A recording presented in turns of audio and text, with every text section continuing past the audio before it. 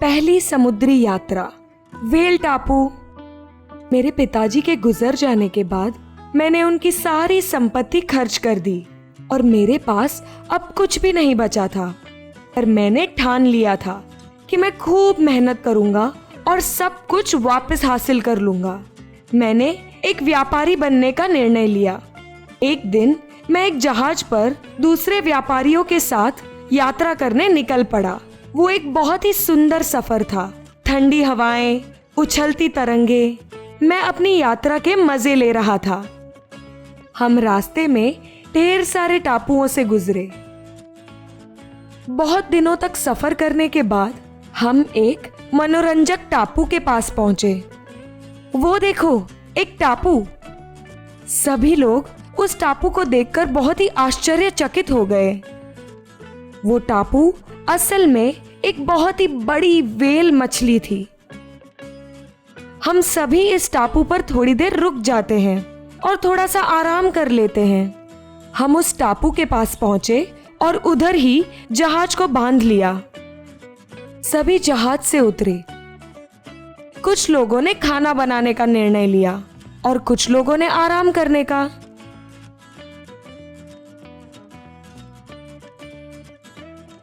मैं टापू का अन्वेषण करना चाहता था, इसीलिए मैं चल पड़ा।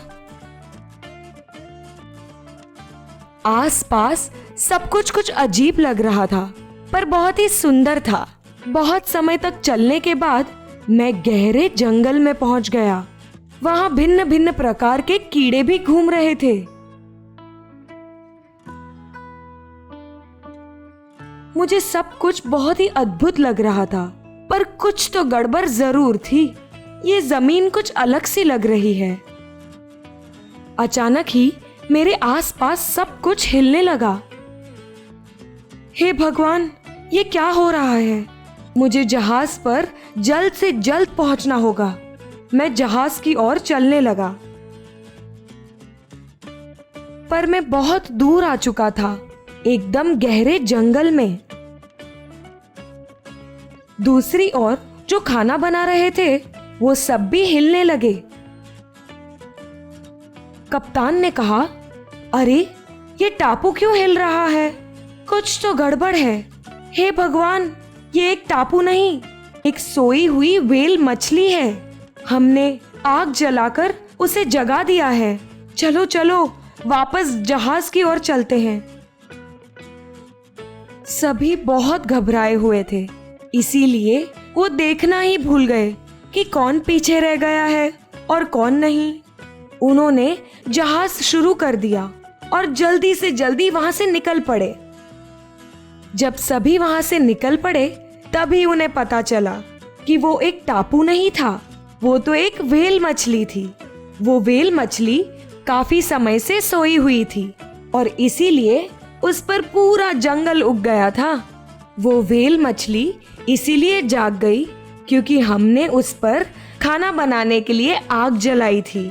व्हेल मछली को अपने ऊपर लगी आग बुझानी थी, इसीलिए वो पानी के अंदर जाने लगी। पर अचानक ही जमीन कुछ ज्यादा ही हिलने लगी और मैं पानी के अंदर गिर गया। व्हेल मछली पानी के अंदर जाने लगी। अपने साथ वो पूरा जंगल भी पानी में ले जाने लगी। मैं अपने साथियों को आवाज देने लगा, पर कोई फायदा नहीं था क्योंकि वो कुछ सुन नहीं पाते। वो इतना दूर जो जा चुके थे। मुझे लगा कि अब मैं डूबकर मर जाऊंगा, पर फिर मैंने तैरकर अपनी जान बचाने का साहस दिखाया। मैंने खुद से कहा कि मैं हिम्मत नहीं हारूंगा। इसीलिए मैंने एक लकड़े के बड़े टुकड़े का सहारा लेकर तैरना शुरू किया। बहुत दिनों तक मैं उस लकड़े के टुकड़े पर तैरता रहा। अंत में मैं थक गया और थक कर सो गया। जब मैं उठा, तब मैंने देखा कि मैं एक किनारे के पास आ गया हूँ। मैं बहुत भूखा और प्यासा था, इसीलिए मैंने किनारे के आसपास देखने का साहस किया, जिससे शायद मुझे कोई मदद मिल जाए। अचानक ही एक शाही घोड़े पर सवार होकर एक सिपाही दिखा। उसने मुझे कहा, कौन है आप? मैंने तो आपको पहले यहाँ कभी नहीं देखा। मैं एक नाविक हूँ। मैं यहाँ भटक गया हूँ। मुझे आपकी मदद चाहिए। क्या मुझे थोड़ा सा खाना और पानी मिल सकता है?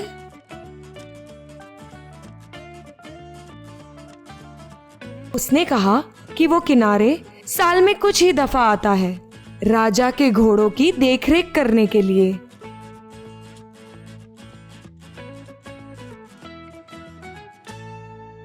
हम एक छोटे और सुंदर राज्य से गुजरते हुए राजा के महल की ओर पहुंचे।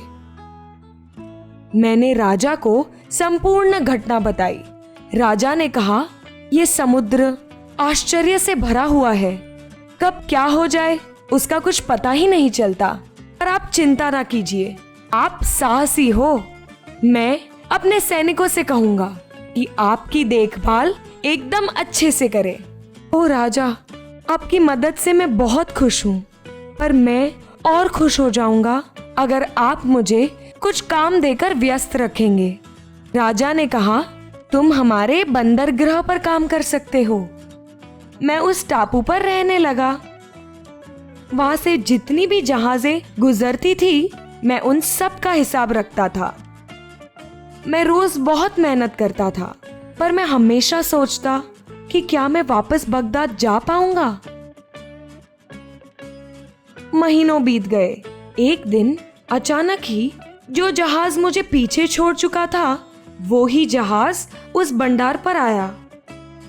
मैंने तुरंत ही उस जहाज और उसके कप्तान को पहचान लिया था। ओ कप्तान, मैं सिंबाद। ओ हाँ सिंबाद, तुम जीवित हो? माफ करना, हम तुम्हें पीछे छोड़कर आगे निकल गए। कोई बात नहीं कप्तान, अब तुम क्या मुझे वापस बगदाद ले जाओगे? हाँ सिंबाद, जरूर। मैं तुरंत ही राजा के पास गया और राजा को सब कुछ समझाया। राजा मेरे काम से बहुत ही खुश थे, इसीलिए उन्होंने मुझे वापस जाने की अनुमति दी। उन्होंने मुझे भेंट के रूप में बहुत सारे सोने के सिक्के भी दिए। मैंने सबको बाय कहा और जहाज में चढ़ गया।